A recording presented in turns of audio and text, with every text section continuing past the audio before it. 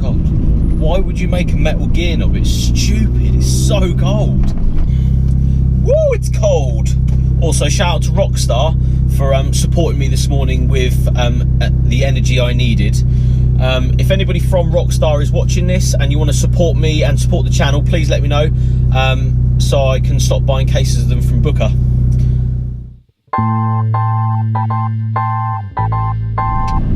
What's up, guys? So today I will be answering all of your questions that you've sent to me in the past week or so. I wanted to give it a week just to get everyone's questions in there through YouTube and through Instagram. Before I start, I will say thank you to everyone that sent in a question. Really do appreciate the support, and I appreciate the questions as well. Some of them are really good and I can't wait to sort of get in depth with them. So I'll just park up and I'll start running through your questions. Carlos Barragan.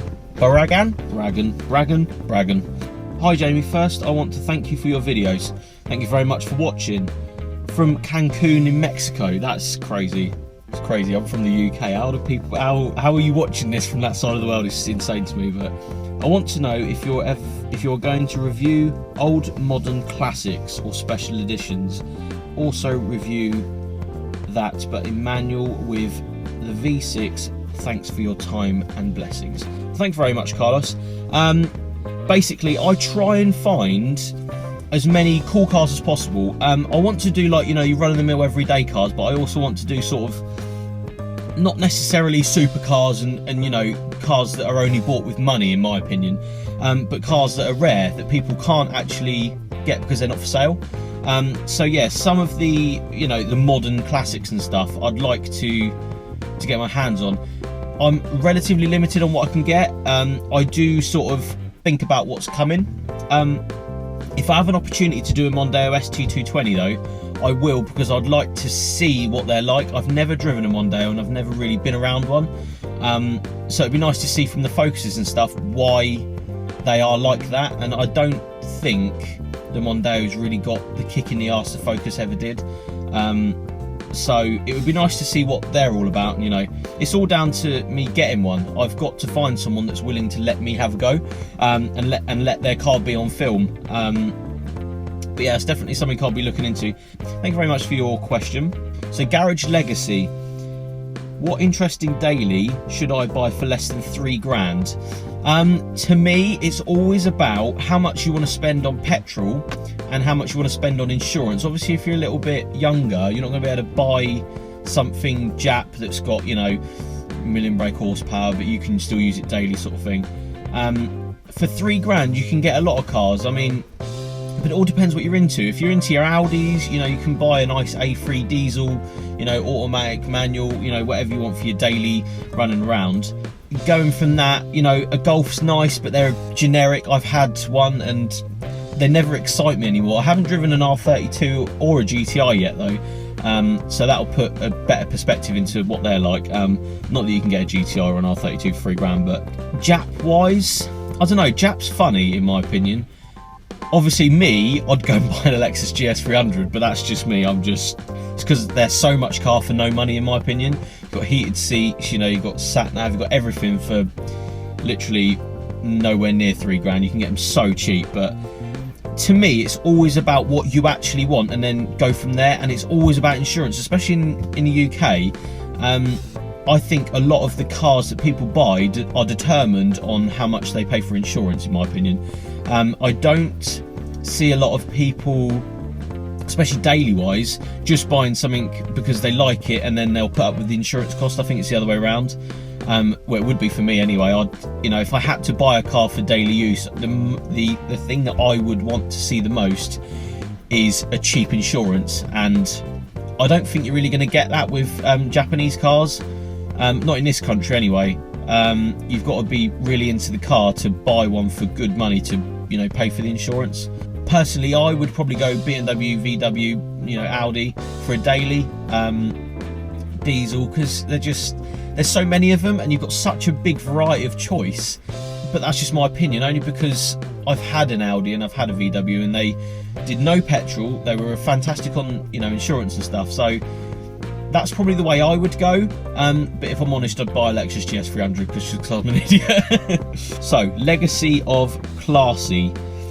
Found you through your Sora videos, and I was looking at getting one myself. I couldn't decide between the V8 or the twin turbo.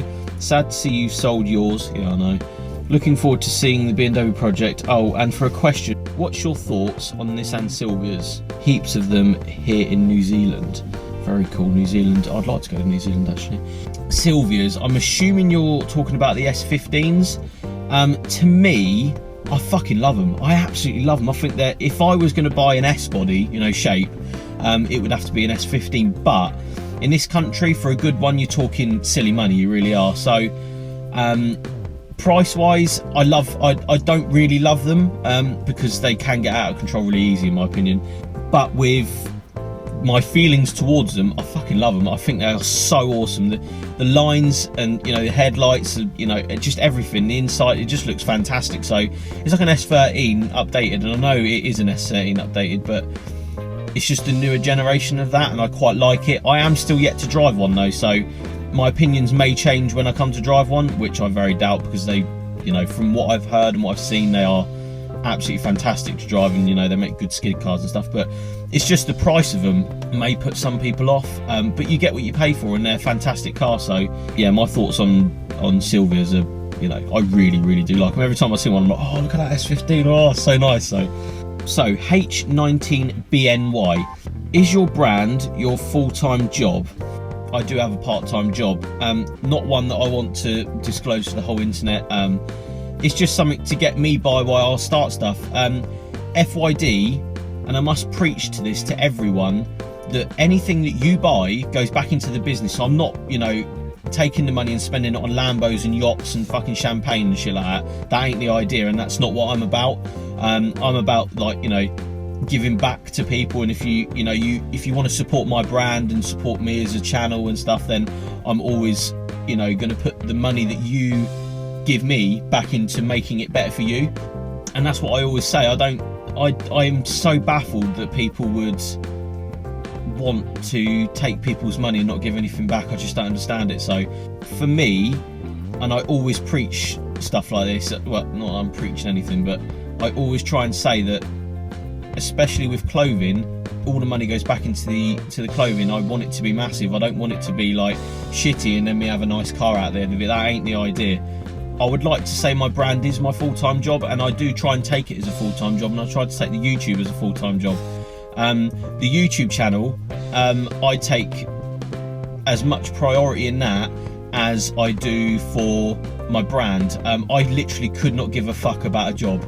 I am so engrossed in making the YouTube better for you guys and the clothing better for you guys, for myself, for, you know, just for the brand and for the, you know, the legacy of the brand. I really want it to go far. So regardless of part-time jobs and stuff, I just literally couldn't give a fuck.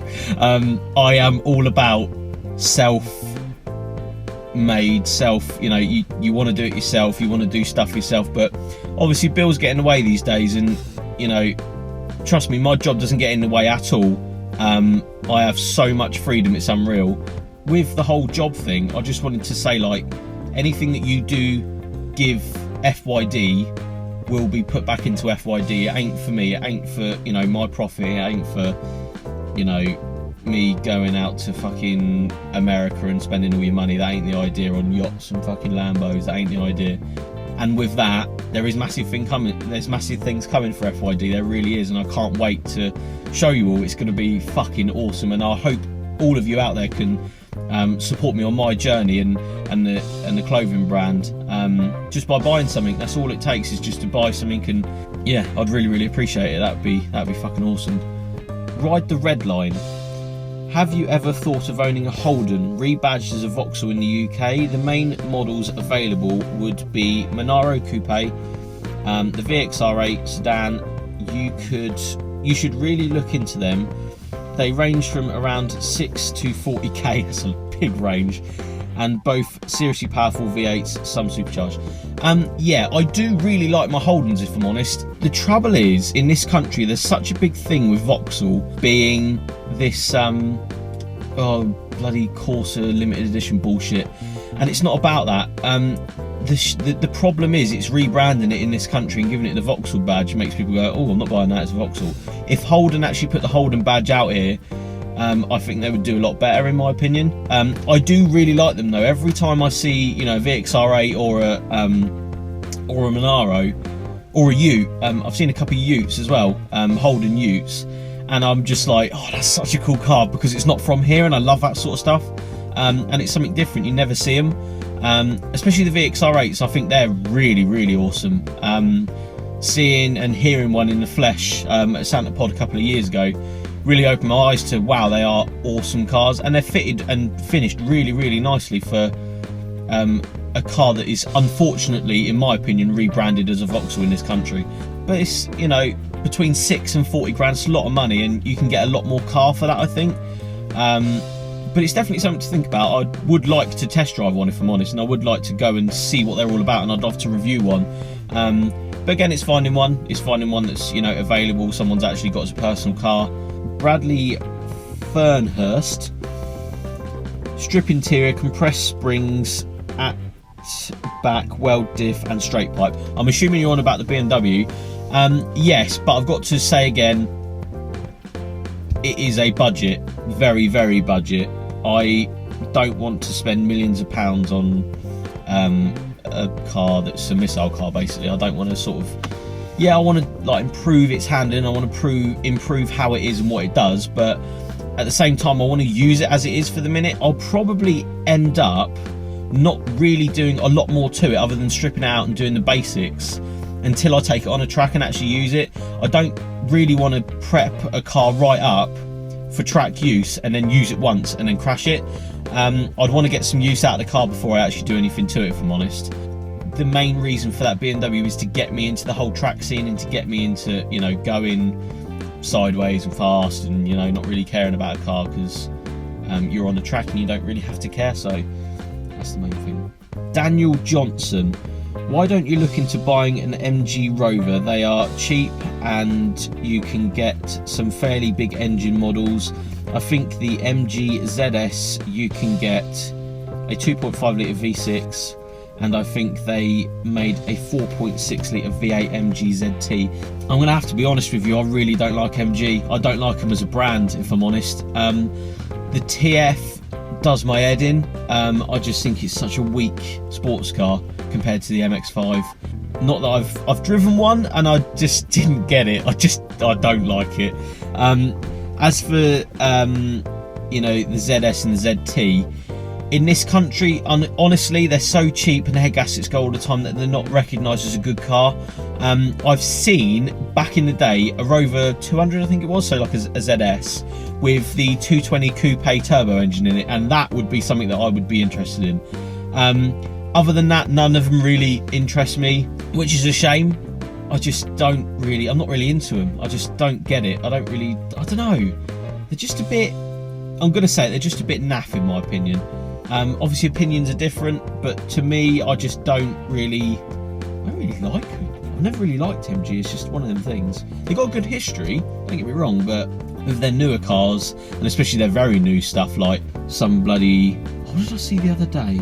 MG. They're trying to make it look like a Fiat 500 or, you know, or a 4KA, something that would actually sell, and I just don't see it. I just don't understand it, and it's just one of them things. I've just never been into them, if I'm honest. Sam Wilkins. I'm 18 and I'm picking up my second car next week. It's a Ford Fiesta Zetec S Mark 6. Very good choice. I would put a cat back on it, ECT, but if I do, I couldn't tell my insurance because I wouldn't get insured. Should I go ahead and do it anyway? Hard question. Back in the day, yeah, you could probably get away with it, in my opinion. When I was sort of, you know, coming into the car scene about 6 or 7 years ago, yeah, I've done that. I've been there. I think everyone's been there at the time. Whether or not you want to do that again is your choice. I think a lot of people are being, you know, I think a lot of police checks and, VOSA checks are really coming into force these days. So if you don't want to get done for it, I suggest you don't do it. But at the end of the day, I did it and I can't fucking say anything. So it's down to your discretion, in my opinion. I would like to see people insuring their stuff, but At the end of the day, it's up to you, and if you want to fucking do it, then do it. If not, don't bother. It's like, it's a funny one, and I think if you can get away with it, then yeah, it's cheeky, but do it. If your mum tells you not to, probably don't do it. Don't piss your mum off, because she might phone the police on you. Cornwall 1888. Is Jamie from the Isle of Man? I thought I heard him say that once, but he seems to have access to a lot more cars than would be on a little island. No, I'm from the Isle of Wight. I'd like to go to the Isle of Man actually and do, you know, the whole going around it. Make a good video, that would. My name's not Shmee150 and I can't just jump in my car and go to the Isle of Man, so unfortunately. Hopefully that day will come, that would be cool. I'd like to do a lot of road trips this year, but I haven't actually got a car at the moment. As you can see, I'm sat in my Mrs. Mini. But yeah, I've got a lot more access to cars, I think.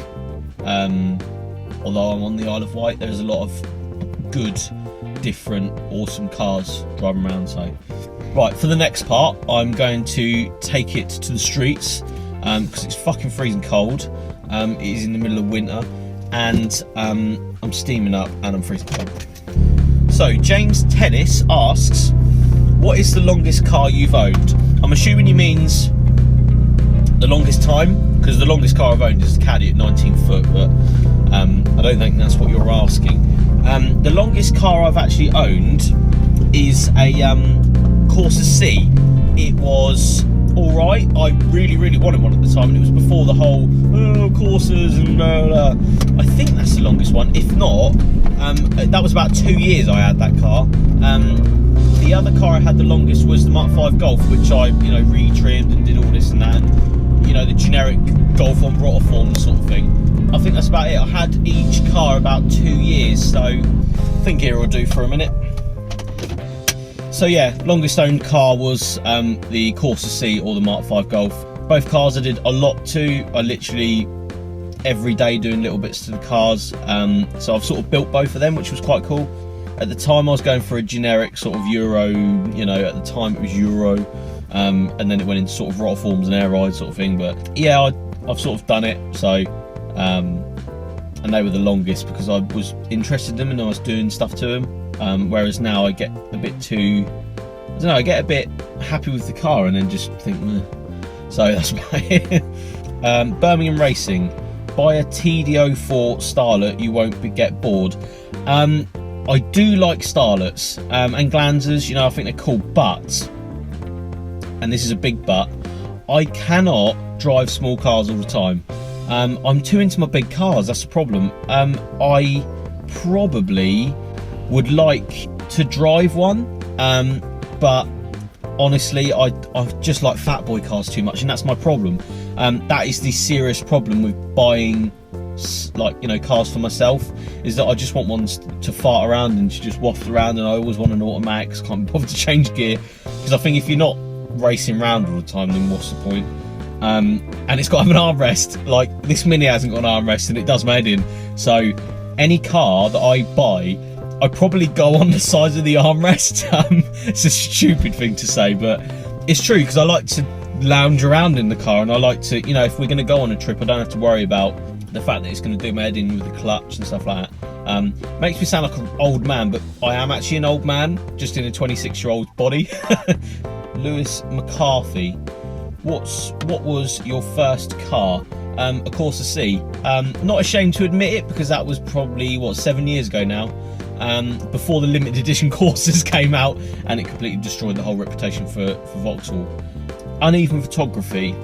I'm going to start gymming, if that's even a term. I suppose it is, going in a gym, gymming. Can you suggest some good exercises for working the torso and arms? Honestly, I never do torso stuff, only because I'm a little bit bigger than other people, and I know exactly what my body type is, and I'm not trying to chase the six-pack, so I'd rather chase the, what's it called? World's Strongest Man look, if that makes sense. I'm not really too fussed about, like, torso stuff.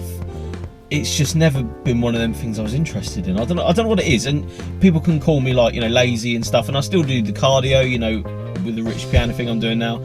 but it's just never excited me, and I get excited and get happy off lifting weights rather than doing all this core exercise bullshit. I don't want to do that. So and for arms, I would say, from previous experience and from watching other people and stuff, just smash them on a regular basis. Whenever they're sort of feeling good, work them into a workout. And I know a lot of people won't want to hear this, and I know a lot of people don't want to do it and stuff, but doing arms every day is how people get big arms. A lot of people will say that's wrong, and then a lot of people will say you're overtraining them, that's not the way to grow, blah blah. But from my personal experience, that's the only way I've grown. So that's the only way I know, and it's the only way I've seen other people grow. So obviously for you it could work completely differently, but I'm just going off what I do and what I feel and what I would get out of going to the gym. And for me it would be doing buys one day, then tries the other day, giving it a day, and then doing buys and tries, buys one day, tries, something like that, or just mixing it up, just work it into a workout. That's what I try and do most of the time. Matt, you got any advice on a cheap car under £2,000, which would make a good daily driver but also a good fun when I want it? It's all about insurance, in my opinion, especially in this country. Fuel prices are coming down, which is fantastic, but from the comments after, I can see that people said EP3 Type R, Clear 172, ST170 and Clear 172. I'm yet to actually, well, I have driven a 172 and a 182 before, but I'm yet to get them on camera and enjoy them. Why are people always phoning me? I don't want to talk to you. Someone from Bets Y Code? Where the fuck is that? I don't know. Go away. EP3 Type R, mainly because they're awesome and they're under £2,000 or £2,000-ish. But a lot of people don't want to buy them because they say Honda on the front, and I think that's a bit... If you drive one and you appreciate the car, then I don't really care what the badge is on the front. A lot of people, Honda, I'm not buying a Honda. But I'd say EP3 Type R, if I'm honest. If your insurance lets you, it's all about insurance in this country, in my opinion. They dictate what you buy. So if you're willing to go the extra mile and it's not as much as you think it's going to be for a Type R, then definitely go Type R, because you will not be disappointed. Right, I'm going to switch over to Instagram now. So now we're going to switch over to Instagram. Jamie_FYD, I am on there, so follow me if you haven't already. Right, Sam Moss, I know Sam Moss. Why can't you grow a beard below your mouth? As you can see, I've actually shaved it off today. Big mistake, because I'm freezing cold now. You'll be surprised how much just facial hair really just heats your face up. It does grow, but it grows out, and then if it goes down, I usually cut it before it gets there, only because I don't want to look like Santa Claus or whatever. I think with a beard I look like a 40-year-old man anyway, so yeah, I just don't want it to get out of control. I like a little beard here and there, but nothing too over the top. Sir.I8YOfficial, so that guy, what do you think of the new Ford GT? From the front and sort of the side profile, I really like it, but the only thing I don't like, or I don't really, it's not like I don't like it, I just find it a little bit, the proportions a little bit out in the car, is when you look down the side of the car and you've got that big bit that comes down, you've got a gap obviously for air and stuff like that, and you see some cars that have that, I think the Ferrari FF has it in the front or something like that. It's just so big, it looks like the cockpit goes like this and the back of the car goes like that. And I'm not too keen on that. I'm not really sure about it. Obviously, I haven't seen one in person, so I can't really, get in depth with to how it actually looks from the naked eye, from actually how it looks, because obviously photos don't really do stuff justice, in my opinion. But I do like it. I'm a little bit, I don't know, I'm in an iron about it. Also, the doors, I'm not sure that they've got the top bit. I could be wrong. I haven't actually seen one with the door open, if I'm honest. But the classic Ford GT, bit around the, so you open the door and the part of the door comes with you. If that hasn't got that, then it's not a Ford GT, in my opinion. He also asks, what's the fastest car you have sat in and driven? The fastest one would be the Porsche 911 Turbo I did for the channel. 500 dog brake, absolutely ridiculous, scared shit out of me. But what's the fastest car I've been in? I will actually say one of the fastest cars for me at the time was Schmo, who I'll give a link to in the description. He runs a motorbike channel. Massive shout out to him, because he's an absolute legend. Back in the day, he took me out in his Pulsar, and I think it was running over 400 odd brake, and 400 brake horsepower in a something like that, so small, 4-wheel drive, fucking blew my mind. It really did. I just was like, oh my god, I jumped out of a 1 litre Corsa into this 400 brake Pulsar, and it literally scared the living shit out of me, so much so that I was just like pissing my pants. I was so excited at the end of it. It really opened my eyes to, oh my god, this is what power's like, and this is how good it is. And at the time, obviously I was younger, I couldn't afford one, and you know, I always looked at them, but yeah, to me it was like, at the time it was like, how is this fast? I don't understand. Like, I'd had bikes in the past and it felt faster than a bike. It probably was faster than a bike. But yeah, massive shout out to him. If you want to have a look at his videos and, you know, his content, really funny guy. Heavily into his bikes, and he's had, you know, Japanese cars and stuff in the past, so he has a mutual respect for Japanese stuff, which is always a massive tick in my box. Yeah, go check his channel out. Hopefully soon I'll be doing a little, you know, collab with him, hopefully bike and car orientated, for the bikers out there on my channel that want to see some biker stuff, which would be pretty awesome. So Sean Harris 27, and I know Sean, he's asked me on Instagram, what have you seen that made you sell literally everything? What he means is basically, why am I selling my Caddy? If you don't know, yes, I'll put it up for sale, literally because I think for the future of my channel and for, you know, other things, I need to mix it up a bit, and I would like to buy something and do like a review ownership throughout a year of owning the car, because I think that'd be quite cool. I think it'd be interesting to see what problems and stuff people get. I'm not rushing into anything, I'm not signing any lease contracts and all this bullshit, I'm not doing that. It's just a thought into the future is all that is. It's just one of them things, you know, when you're just like, oh, I'm just gonna see what's what. Yeah, it's not that I've fallen out of love with it, because every time I see it I'm like, oh my god, there she is. But it's just one of them things, you know, when you just, oh, I don't know. Now I've seen that question, I'm a bit like, oh, I don't want to sell it, but fuck it. IG SOB 1999. What made you start making YouTube videos? PS, your videos are awesome, keep them up, dude. Thank you very much. Really appreciate the support. Basically, I watched Supercars of London, Shmee 150, Seeing Through Glass, That Dude in Blue, all those guys, and I wanted to sort of take that and bring it down a notch to like a, I suppose a real life point of view, so cars that people can actually afford, rather than just going, oh look, I've got a Lambo and I'm doing everything to it under the sun for their own personal gain. And to me, that's not what it's about. And I'm a bit, I don't know, sometimes I get a bit like, that's not how you should be running it, that's not how you should be doing it. And I know a lot of people were like, oh, that's what it's all about. But like, he's a nice guy. I've actually met Supercars in London when all the Dubai guys come over with their supercars. I actually met him before I started the YouTube channel, and he was a nice guy. I liked it, and I wanted to talk to him a bit more. But he seemed a bit more preoccupied about, getting out of Sloane Street. But I just didn't want to be about that. I didn't want to be about, oh yeah, look how much money I've got, and oh, I'm gonna fucking, I'll do this, like that. Because that's not the idea of it, in my opinion. I want it to be like real life, like stuff that you guys can afford and I can afford to drive, and I can afford to, affordable cars. That is the idea of this. It's, it's all right having a dream car, and Lambos are fun, and yeah, it's Lambos, but for the price of a Lambo and the price of certain other cars, you can have as much fun in that car as you can in that car. It just hasn't got a Lamborghini badge on it. And sometimes it's like roadkill. I'm a massive roadkill guy. I love roadkill, and they are not about the money. They are about, the cars and, the experience. And when they did take the Lambo out against the Model A they had, the amount of attention the Lambo had compared to Model A Rat Rod, it made a massive difference. And I think it opened my eyes to, well, maybe Lambos aren't as good as they are. And for the money, yeah, 700 brakes a lot, but for a quarter of the price you could get something that's as good as that. It just doesn't say Lamborghini on it. No, I'm not, slagging off Lamborghinis and all this bullshit, but it's just like, do you get what you pay for? And sometimes I don't think you do, and that worries me, and I don't want to be like that. I'm going to do the window down because it's getting rather steamy in here.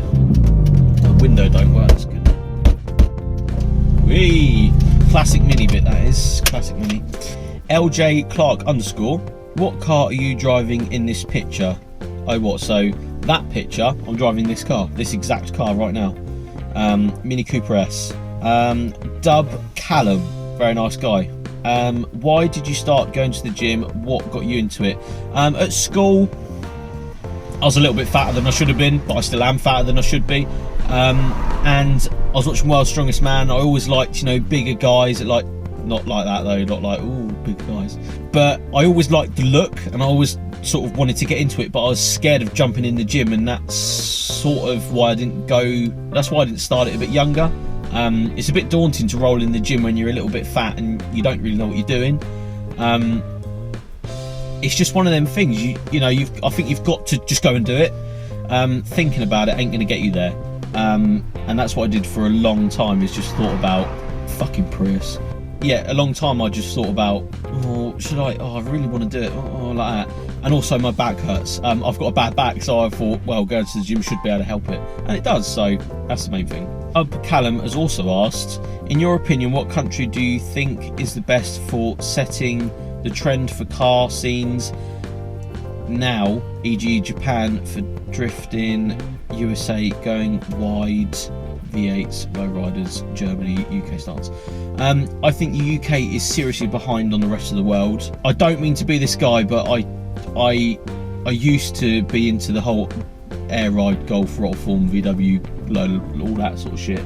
After sort of opening my eyes to the rest of the world, that is such a small thing that everyone's doing, and it worries me that there isn't more cool shit out there.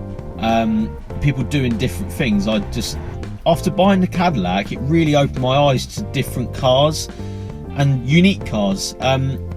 Buying a generic fucking car on finance and then buying the air ride and buying the rotor forms is not the idea. Don't do it. Don't fucking do it. There's no point in following a trend. You want to be the trendsetter, surely. You don't want to fucking follow people. That is not the idea. And I'm a little bit passionate about this, because I think if you've got certain things on your car and you've bought a certain car, it gets you into places because the same person has got the same car. And I hate that. I hate the fact that that's how it is. And you look at America and they've got the most ridiculous array of cars that are all accepted. And, you know, you see, like, say the H2O videos, I've watched them.